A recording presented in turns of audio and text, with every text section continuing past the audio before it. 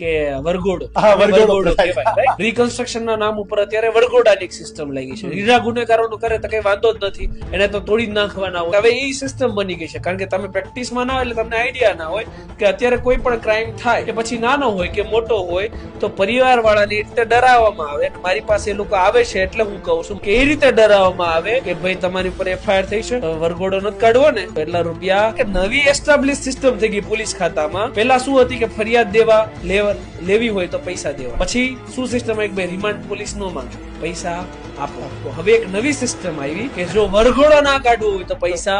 વરઘોડાને કારણે તો તમે ચલો ગુનો કર્યો છે એ તો જગ જાહેર થશે અને બહુ ખરાબ હાલતની અંદર તમે ચલાવશો. એટલે જો કોઈ જેન્યુઇન વ્યક્તિ છે જેનો પહેલો ક્રાઇમ છે અને એનો વરઘોડો નીકળે તો એની સમાજમાં ઇજ્જત આબરૂ જાય. રીઢા ગુનેગારોને ક્યાં ફરક પડવાનો? નહીં તો રૂપિયા આપવાના નથી. કાઢો ને ભાઈ, અમને શું ફરક પડે છે?